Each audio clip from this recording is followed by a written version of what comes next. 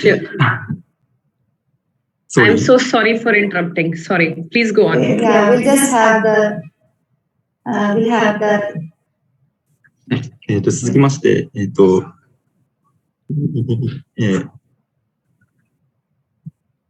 ンド工科大学プロールキー建築計画学研究グループの、ハピネスバイデザイン所属のティナ・プジャラさんによる発表です。タイトルは、SDG11 のターゲットに沿った、都市デザインにフル幸福度です。それでは発表をお願いします。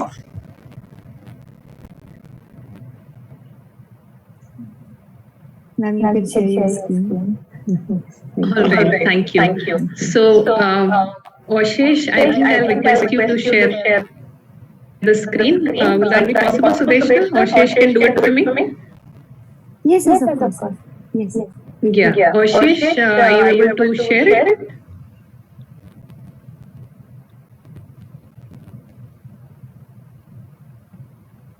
Actually, I can see the screen now. Sudeshna, are you able to see it? Yes, I can see. Yes. All right. So, Ashish, you can make it full screen. The cover slide, we can go there. So, thank you very much, everybody. Thank you, Sudeshna, for introducing me. Thank you, the professors, and a very good afternoon from India. As I've already been introduced, we are from IIT Roorkee. And right now, I have also with me here Ashish, who's a doctoral scholar who's also been introduced. And he is pursuing his doctoral studies in the field of mental well-being. And I thought it would be a wonderful thing to have him with me today for this Design for All symposium, because we were talking with regard to SDG11 and talking about happiness, which is basically our focus. So if I tell you a little bit about the research group, we are primarily a group which looks at the intersection of urban design and psychology, and particularly urban design and mental health. And that's how Ashish's doctoral study also falls under this. So Ashish, maybe we can start going to the next slide now. And what we are planning to do today is that we will be discussing about the possible integration of the two views of human progress. One is, of course, Sustainable Development Goals, which we are basically talking about today, specifically the Goal 11, which we intend focusing upon, and measures of happiness and mental health, particularly with regard to city design.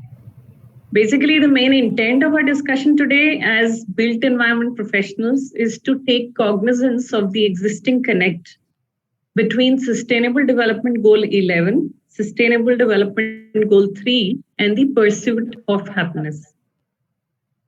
So if we go on, then as most of us here, we are all built environment professionals. So if I may say, I would really like to begin with a question about happiness, a question about cities, and a question about the more than often used term that we always keep talking about as built environment professionals, which are plans. So the question which is to us at the research group here definitely, which set us all thinking, is how often do we see strategic plans that include words like happiness, excitement, and love distinct from, let's say, bypass, public realm, partial outcome, or let's say, planning framework. So I'm sure everybody has heard of Charles Dondry. He's an international advisor on the future of cities, and he's quite known for his Creative City Concept. That's a book, and that's a toolkit for urban innovators, which has actually become, a movement to rethink regarding planning and development and the management of cities. So if we go on and if we talk about happiness, which I believe that the moment we use the term happiness, to most the image that comes on the mind would be of Bhutan. And that's because Bhutan is where this term gross national happiness was coined by the king, the fourth king actually of Bhutan. And that's way back in 1970s. And the concept implies that sustainable development needs to be a holistic approach It needs to take notions of progress and needs to give equal importance to the non-economic aspects of well-being. Because initially, when we are talking about, as you know, even sustainable development, when we started, we were more into economics or environmental, and then the social part came in much later, and then under the social part came the idea of emotion and happiness and other things came up. So way back then also we seem to have taken cognizance of happiness being linked to sustainable development, and only a decade back, the very first World Happiness Report has also clearly mentioned that sustainable development is, of course, a term given to the combination of human well-being, social inclusion, and environmental sustainability. And more importantly, what they've said in the first World Happiness Report is that we can say that the quest for happiness is intimately linked to the quest for sustainable development. Now, if we go on further and talk about happiness, then we are, very clear about the fact that happiness as well as mental health, both are very linked. If you see, there is this mental health, what is it called? The World Mental Health Day, sorry. That's also celebrated, and that's quite a while since it's been celebrated. But whenever we talk about the World Mental Health Day, it talks about happiness. It talks about habits of happiness. Now, that's again a very clear link. And definitely it's been understood, well established, that mental health is actually a state of mental well-being, which is enabling us to cope with the daily stresses that we have and learn well. To be able to learn well, to be able to have a good quality of life, you need good mental health, and to be able to, most importantly, contribute to the community. And this goal that we talk about today is all about communities, sustainability, sustainable communities. And what you see on the right-hand side here is actually a happiness by design framework, which I developed with my team at the research group here. And in fact, when we were developing this framework, it was also part of this project that we did, which was in Amravati. You might have heard that's a state in southern India, which was attempting to make it a happy city. Of course, things didn't completely work out because of the government change and other political factors. But the idea that there is definitely this beginning, I would say somewhat beginning, to take cognizance of the fact that there is something which is important within the idea of social sustainability, within the idea of mental well-being, within the idea of mental health. So getting back to happiness by design framework, which specifically is a framework for city design. It specifically mentions mental health and well-being. And of course, we must note that subjective well-being at times is used almost as a synonym of happiness. So if we go further, then we are looking at how, this whole connect between sustainable development goals and subjective well-being and this idea of health and bridging the gap.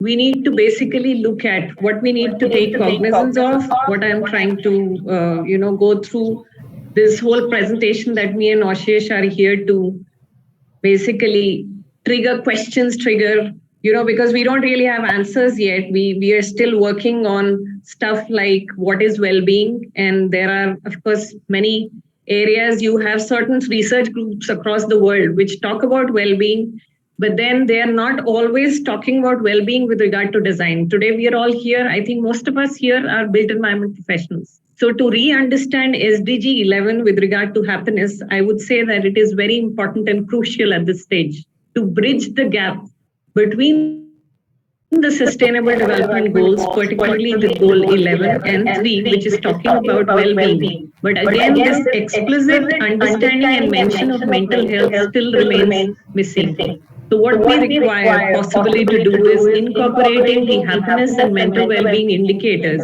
into the sustainable development indicators framework. And what is called for, if I begin to summarize, is a specific mention of happiness through city design as a target under Sustainable Development Goal 11. What you see on the right-hand side is a connect between SDG as well as subjective well-being. And as I mentioned earlier, the subjective well-being is synonymous to happiness. So there are several definitions of happiness which have come over the years. Aristotle's definition being one of the first ones which came in, talking about how happy you are and what it equals to in terms of it is a state of being. It is not temporary. It is something that you understand or feel over the days. And I think Oshesh will take this forward in terms of exactly what we understand of well-being and what we understand of happiness with regard to his doctoral work. But if I take it forward with regard to mental health and what is, around the world right now, you might have heard, maybe all of us might have heard, because we are talking for design for all here, that in a very historic move, UN has declared healthy environment as a human right just few months back. Now, when we talk about healthy environment, most are talking about climate change, definitely clean air, which is also very important. We are talking about sanitation, sorry, I'm so much COVID struck that I'm calling it sanitization, sorry. I mean sanitation. And the question here is, when do we get to a point when we start or begin to talk about mentally healthy environment as a human right? And this also takes us to the question, what is our role as architects, urban designers, and planners for the same?